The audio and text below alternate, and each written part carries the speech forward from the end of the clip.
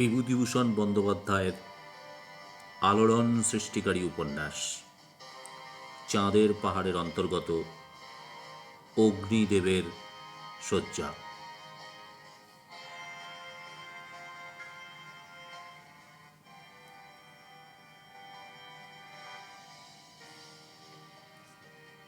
শুরু করছি আজকের গল্প অগ্নিদেবের শয্যা। মাঝরাতে শঙ্করের ঘুম ভেঙে গেল। কি একটা শব্দ হচ্ছে ঘন বনের মধ্যে, কি একটা কাণ্ড কোথায় ঘটছে বনে।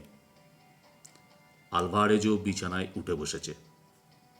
দুজনেই কান খাড়া করে শুনলে বড় অদ্ভুত ব্যাপার। কি হচ্ছে বাইরে? শঙ্কর তাড়াতাড়ি টর্চ জেলে বাইরে আসছিল। আলভারেজ বারণ করলে, বললে, এই সব অজানা জঙ্গলে রাত্রিবেলা ওরকম তাড়াতাড়ি তাঁবুর বাইরে যেও না। তোমাকে অনেকবার সতর্ক করে দিয়েছি।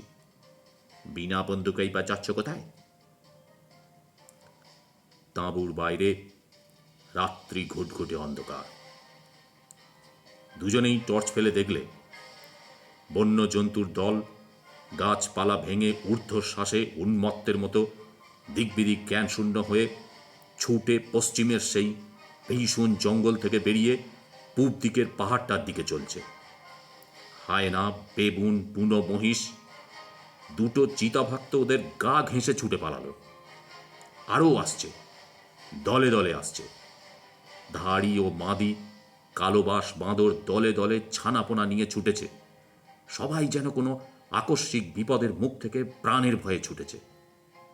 আর সঙ্গে সঙ্গে দূরে কোথায় একটা অদ্ভুত শব্দ হচ্ছে, চাপা গম্ভীর মেঘ গর্জনের মতো শব্দটা। কিংবা দূরে কোথাও যেন হাজারটা জয় ঢাক একসঙ্গে বাজছে। ব্যাপার কি? দুজনে দুজনের মুখের দিকে চাইলে। দুজনেই অবাক।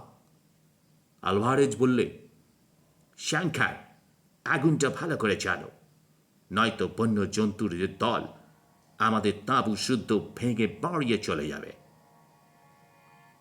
জন্তুদের সংখ্যা ক্রমেই বেড়ে চলল যে। মাথার উপরেও পাখির দল বাসা ছেড়ে পালাচ্ছে।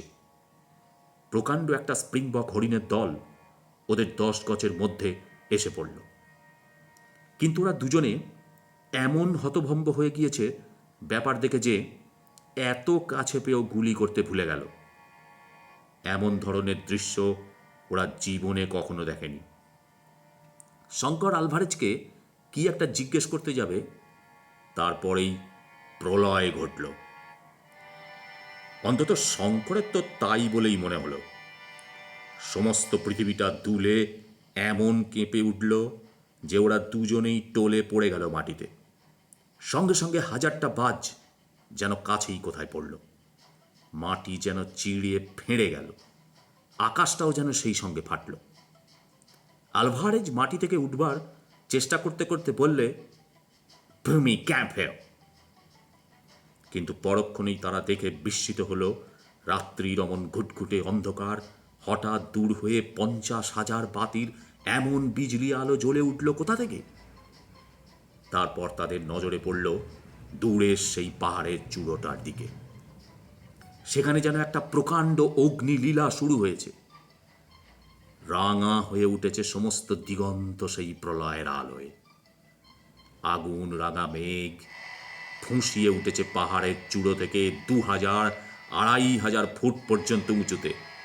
সঙ্গে সঙ্গে কি বিশ্রী নিঃশ্বাস রোধকারী গন্ধকের উৎকট গন্ধ বাতাসে।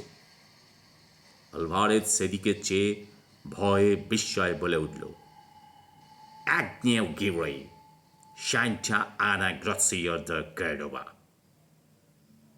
কি অদ্ভুত ধরনের ভীষণ সুন্দর দৃশ্য। ওরা কেউ চোখ ফিরিয়ে নিতে পারলে না খানিকক্ষণ। লক্ষটা তুবড়ি একসঙ্গে জ্বলছে। লক্ষটা রং মশালে একসঙ্গে আগুন দিয়েছে শঙ্করের মনে হলো। রাঙা আগুনের মেঘ মাঝে মাঝে নিচু হয়ে যায়, হঠাৎ যেমন আগুনের ধুনো পড়লে দপ করে জ্বলে ওঠে, অমনি দপ করে 1000 ফুট ঠেলে ওঠে। আর সেই সঙ্গে হাজারটা বোমা ফাটার আওয়াজ। এদিকে পৃথিবী এমন কাঁপছে যে দাঁড়িয়ে থাকা যায় না, কেবল টলে টলে পড়তে হয়। শঙ্কর তো টলতে টলতে তাঁবুর মধ্যে ঢুকে দেখে একটা ছোট্ট কুকুরছানার মতো জীব তার বিছানায় গুটিসুটি হয়ে ভয়ে কাঁপছে। শঙ্করের টর্চের আলোয় সেটা থতমত খেয়ে আলোর দিকে চেয়ে রইল, আর তার চোখ দুটি মণির মতো জ্বলতে লাগলো। আলভারেজ তাঁবুতে ঢুকে দেখে বললে, নেকড়ে বাঘের ছানা, রেখে দাও, আমাদের আশ্রয় নিয়েছে যখন প্রাণের ভয়। ওরা কেউ এর আগে প্রজ্বলন্ত আগ্নেয়গিরি দেখেনি। এ থেকে যে বিপদ আসতে পারে তা ওদের জানা নেই। কিন্তু আলভারেজের কথা ভালো করে শেষ হতে না হতে হঠাৎ কি প্রকাণ্ড ভারী জিনিসের পতনের শব্দে ওরা আবার তাঁবুর বাইরে গিয়ে যখন দেখল যে একখানা 1500 ওজনের জ্বলন্ত কয়লার মতো রাঙা পাথর অদূরে একটা ঝোপের উপর এসে পড়েছে, সঙ্গে সঙ্গে ঝোপটা জ্বলে উঠেছে, তখন আলভারেজ ব্যস্ত সমস্ত হয়ে বললে, ফেলাও ফেলাও শঙ্কর, তাঁবু ওঠাও শিগগির। ওরা তাঁবু ওঠাতে ওঠাতে আরও 4-5খানা আগুন রাঙা জ্বলন্ত ভারী পাথর এদিক ওদিক সশব্দে পড়ল। নিঃশ্বাস তো এদিকে বন্ধ হয়ে আসে, এমনি ঘন গন্ধকের ধোঁয়াও বাতাসে ছড়িয়েছে। দৌড় দৌড় দৌড়, 2 ঘন্টা ধরে ওরা জিনিসপত্র কতক টেনে হিঁচড়ে কতক বয়ে নিয়ে পূব দিকের সেই পাহাড়ের নিচে গিয়ে পৌঁছল। সেখানে পর্যন্ত গন্ধকের গন্ধ বাতাসে। 8 ঘন্টা পরে সেখানেও পাথর পড়তে শুরু করলে। ওরা পাহাড়ের উপর উঠল, সেই ভীষণ জঙ্গল আর রাত্রির অন্ধকার ঠেলে। ভোর যখন হলো তখন 2500 ফুট উঠে পাহাড়ের ঢালুতে বড় একটা গাছের তলায় দুজনেই হাঁপাতে হাঁপাতে বসে পড়ল। সূর্য উঠবার সঙ্গে সঙ্গে অগ্নুৎপাতের যে ভীষণ সৌন্দর্য অনেকখানি কমে গেল, কিন্তু শব্দ পাথর পড়া যেন বাড়ল। এবার শুধু পাথর নয়, তার সঙ্গে খুব মিহি ধূসর বর্ণের ছাই আকাশ থেকে পড়ছে। গাছপালা লতা পাতার উপর দেখতে দেখতে পাতলা এক পুরু ছাই জমে গেল। সারা দিন সমানভাবে অগ্নিলীলা চলল। আবার রাত্রি এলো। নিচের উপত্যকা ভূমির অত বড় হেমলক গাছের জঙ্গল দাবানলে এবং প্রস্তর বর্ষণে সম্পূর্ণ নষ্ট হয়ে গেল। রাত্রিতে আবার সেই ভীষণ সৌন্দর্য। কত দূর পর্যন্ত বন ও আকাশ, কত দূরের দিগন্ত লাল হয়ে উঠেছে পর্বতের অগ্নি কটাহের আগুনে। তখন পাথর পড়াটা একটু কেবল কমেছে, কিন্তু সেই রাঙা আগুন ভরা বাষ্পের মেঘ তখনও সেই রকম দীপ্ত হয়ে রয়েছে। রাত দুপুরের পরে একটা বিরাট বিস্ফোরণের শব্দে ওদের তন্দ্রা ছুটে গেল। ওরা সব হয়ে চেয়ে দেখলে জ্বলন্ত পাহাড়ের চূড়ার মুন্ডুটা উড়ে গিয়েছে। নিচের উপত্যকাতে ছাই, আগুন ও জ্বলন্ত পাথর ছড়িয়ে পড়ে অবশিষ্ট জঙ্গলটাকেও ঢাকা দিল। আলভারেজ পাথরের গায়ে আহত হলো। ওদের তাঁবুর কাপড়ে আগুন ধরে গেল। পেছনের একটা উঁচু গাছের ডাল ভেঙে পড়ল পাথরের চোট খেয়ে। শঙ্কর ভাবছিল, এই জনহীন অরণ্য অঞ্চলে এত বড় একটা প্রাকৃতিক বিপর্যয় যে ঘটে গেল তা কেউ দেখতেও পেত না যদি তারা না থাকত। সভ্য জগৎ জানেও না আফ্রিকার গহন অরণ্যের এই আগ্নেয়গিরির অস্তিত্ব। কেউ বললেও বিশ্বাস করবে না হয়তো। সকালে বেশ স্পষ্ট দেখা গেল, মোমবাতি হাওয়ায় মুখে জ্বলে গিয়ে যেমন মাথার দিকে অসমান খাঁজের সৃষ্টি করে, পাহাড়ের চূড়াটার তেমনি চেহারা হয়েছে। কুলপি বরফটাতে ঠিক যেন কে আর একটা কামড় বসিয়েছে।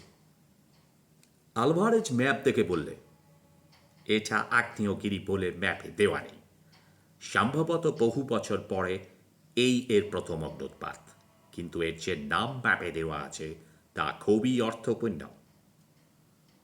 শঙ্কর বললে, কি নাম?